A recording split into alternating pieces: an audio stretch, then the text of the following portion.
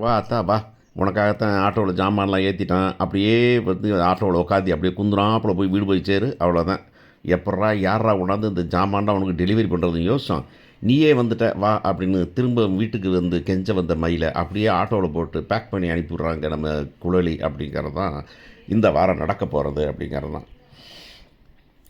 இன்றைக்கி ரொம்ப நல்லா இருந்தது. இந்த பாட்டி வந்துட்டு உட்காந்து காந்திமதி உட்காந்துட்டு பேசிகிட்டு இருக்காங்க. என்னடா இப்படியாடா நடக்கும், இப்படி தானடா, ஏன்டா அந்த பிள்ளை பேர் வந்து தங்க மயிலா தகர மயிலாடா, என்னடா பேர், பேர் உண்மையா இல்லை ஊர் உண்மையா, அவங்க அப்பனா ரெண்டு பெருச்சாளி தெரியுமா, அந்த ரெண்டு பெருச்சாளிகளுக்கும் உங்களுக்கு ஒரு உறவு உண்டா இல்லை இல்லையா, எங்கேருந்தோ வந்தாலும் அப்படி இருந்தாலும் இருக்குமாத்தா அப்படிங்கிறாங்க. ஏன்னா இவ்வளோ தான்டா பொய் சொல்லுவாங்க, நகையில் இவ்வளோ போட்டு அப்படியே ஆர்டர் அப்படியே ஒரு 80 பவுன் போனது, மக வாழ்க்கை போனது போச்சு, 80 பவுன் ஆட்டையை போட்டு போயிடலான்னு பார்த்துருக்கா பார்த்தியா, எவ்வளோ திருட்டுத்தனம் பண்ணியிருக்கிறா அப்படின்னு. உடனே இவங்க சொல்கிறாங்க, எங்கிட்ட போ, எங்கிட்ட அன்னைங்க என்னமா சேர்ந்து அவங்களோட சேர்ந்து கூத்தரிச்சிடாம அவங்களுக்காக உங்கள் அன்னைங்க வந்து கூட நின்னாங்க பாரு, அது பெரிய விஷயம்டா நமக்கு. எங்கிட்ட எவ்வளவு கெட்டது நடந்தாலும் இந்த மயில் விஷயத்தில் நமக்கு ஒரு நல்லது நடந்த மாதிரி நம்ம குடும்பம் ஒன்றா சேரத்துக்கு அப்படின்னோடனே அவங்க வடிவு சொல்கிறாங்க. ஒன்றா சேர்றதோ இல்லையோ எய்த்தாப்பில் பார்த்துப்பிட்டு மூஞ்சியை திருப்பிட்டு போகிற மாதிரி இருக்குது வாழ்க்கை, அப்படி இல்லாமல் ஒன்று தான். எய்த்தாப்பில் என் மக இருக்கிறா, அவன் மகளை பார்த்து பேச முடியல, நல்லா இருக்கியான்னு கேட்க முடியல. எனக்கே இந்த கொடுமைனாக்கும் இப்போ கொஞ்ச நாள் தான், ஆனால் எங்கள் அத்தையை யோசிச்சு பாருங்கள் எவ்வளோ காலமா அப்படின்னு. அப்புறம் அந்த லெட்ரு கொடுத்தாரு ராஜி, அது என்ன ஆச்சு அப்படின்னாக்கா, அதை எங்கள் வீட்டுக்காரர் திரும்ப திரும்ப படிச்சுக்கிட்டு இருக்காரு அப்படின்னு வடிவு சொல்கிறாங்க. இவர் சித்தப்பா மட்டும் என்னம்மா கல்லுக்குள்ளி இறங்குற மாதிரி அவரும் அந்த லெட்டரை பத்திரமா வச்சுருக்காரு, திரும்ப திரும்ப வாசிக்கிறாரு அப்படிங்கிறாங்க. சந்தோஷம் அப்படின்னு சொல்லிட்டு எங்கிட்ட நல்லா இருந்தால் சரிதான் அப்படிங்கிறாங்க. இங்கே பார்த்தீங்கன்னாக்கா சாப்பிடாம உட்காந்துருக்காங்க. குழலி வந்து ஏடா அப்படி சாப்பிடாம உட்காந்துருப்பீங்களா, சரி போய் சாப்பாடு வாங்கிட்டு வாங்கடானாக்கா கோமதியில் வேண்டாங்க, என்னது பட்னியாக கிடப்பியா, ஏன் திரும்பி ஆஸ்பத்திரியில் படுத்துக்கணுமா. குழலி ஸோ நேச்சுரல் ஆக்ட்ரஸ் அந்த பொண்ணு. இப்போ திருப்பி ஆஸ்பத்திரியில் படுத்துக்கணுமா நீ, ஏம்மா நீ திங்கிறானோ உன் பிள்ளைய ஒருத்தனை சோறு திங்க மாட்டாங்கம்மா, முதல்ல நீ சாப்பிடுனா, இல்லை இல்லை இல்லை இல்லை வாங்கிட்டு வாடே கதிர் போடா வாங்கிட்டு வாங்கடா அப்படின்னு சாப்பிட்றாங்க அப்படின்னு பார்க்குறாங்க. சாப்பிட்டு முடிச்சு பேசிகிட்டு இருக்காங்க. பேசிகிட்டு இருக்கும்போது இவர் சொல்கிறார் பாண்டியன் வந்துட்டு, பாருங்க நான் ஒரு முடிவு எடுத்துருக்கிறேன், நீங்கள் இந்த முடிவை நான் எல்லோரும் ஒத்துப்பீங்கன்னு நம்புகிறேன் நான் அப்படிங்கிறாரு. என்னப்பா தம்பி சரவணா, நான் எடுக்கிற முடிவு நீங்கள் எந்த முடிவு எடுத்தாலும் நான் மாற்ற மாட்டேப்பா, ஒன்றும் பிரச்சனை இல்லை, நான் தயவு செஞ்சு மயிலோட சேர்ந்து வாழணும் மட்டும் சொல்லிடாதீங்க, அது மட்டும் என்னால் முடியாதுன்றேன். நான் கூட யோசித்தேன் அதை தான் சொல்ல போகிறாரு போல இருக்குது. டேய் அந்த பிள்ளை வந்து பொய் சொன்னிச்சு, வயசில் போய் படிப்பில் போயின்னு சொல்லி வெளியே அனுப்புன கூட வந்துட்டு சரி அனுப்புகிறேன்னு சொன்னது பெர்மனெண்ட்டாக அனுப்புகிறேன்னு நான் நினைக்கலடா, கோவம் இருந்துச்சு அவ்வளவுதான். அப்புறம் நீ வந்துட்டு டிவோர்ஸ் நோட்டீஸ் அனுப்பின்னு சொன்னப்போ வந்துட்டு ஓ இஷ்டத்துக்கு நீ பண்ணு அப்படின்னு தான் சொன்னனே தவிர, ஐயோ இது அவசியமானு என் மனசுக்குள்ளே ஓரமாக தோணுச்சு.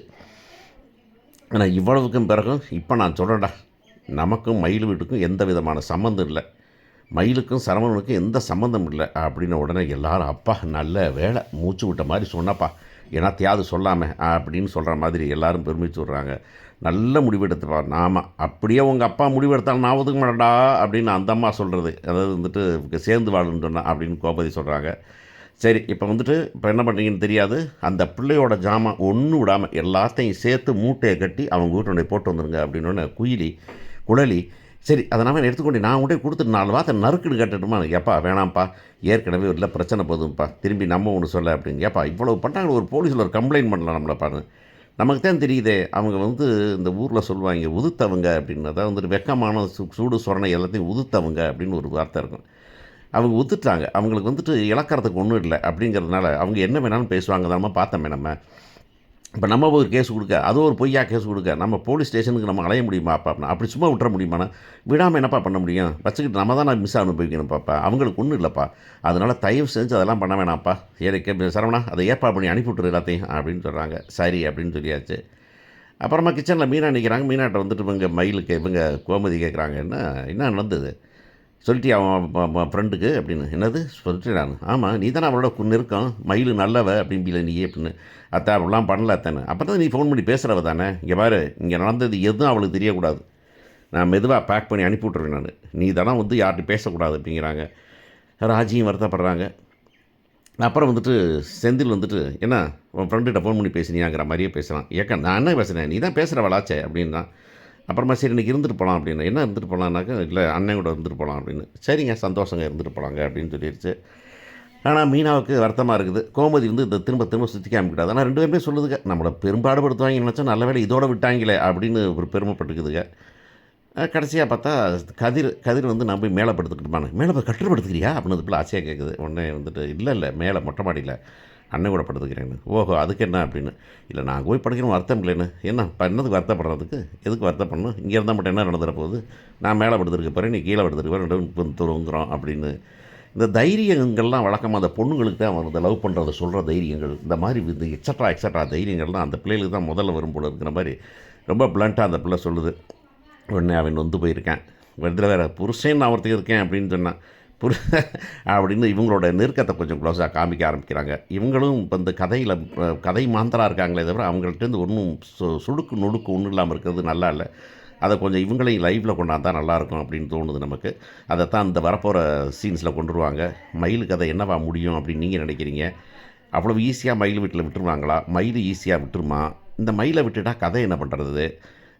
மயிலை விட்டா கதை இல்லையா அப்படிங்கிறீங்களா? இருக்குது. இருந்தாலும் மயில் வந்துட்டு ஒரு இம்பார்ட்டண்ட் ஆளாக கொண்டாந்துருக்காங்களே, என்ன பண்ண போகிறாங்க அப்படிங்கிறது எனக்கும் புரியல எனக்கு. ஆனால் நம்மளால் ஏற்றுக்க முடியாதுங்கிறது மட்டும் உண்மை. இனிமேல் அந்த பொண்ணை கொண்டாந்து கதையில் போட்டு கதையில் இந்த மாதிரி சீனை உருவாகி கடைசியில் மயிலை வந்துக்கிட்டு சீரியல்லேருந்து தூக்க வேண்டிய நிலைமைக்கு வந்துருமோன்னு தோணுது நமக்கு. பார்ப்போம் என்ன நடக்க போகுது அப்படின்னு நமக்கு தெரியல. ஆனால் மயிலும் சும்மா விட மாட்டாங்க. அடுத்த வாரம் வீட்டில் வந்து நிற்பாங்க. நிற்கும்போது என்ன பண்ண போகிறாங்கனாக்கா, அன்றைக்கி தான் வந்து குயிலி என்ன பண்ணுறாங்கன்னா எல்லாத்தையும் பேக் பண்ணி எல்லாத்தையும் ஒரு ஆட்டோவை பிடிச்சி அவன் வீட்டுக்கு அனுப்பி விட்றலாம் அப்படின்னு சொல்லி பேக் பண்ணி வச்சுட்டு இருக்காங்க. மயில் வந்து அங்கேருந்து வராங்க, மாமா அப்படின்ட்டு வராங்க. பார்த்த உடனே அவன் கடுப்பானான். இங்க பாரு இந்த பக்கம் வந்து அவனை கொன்னுட்டேன்னு சொன்னேன்ல, எதுக்கு வந்திருக்கிற நீ அப்படின்னு. அதே ஆட்டோவில் போட்டு அனுப்ப போகிறாங்கங்கிறது தான் கதை.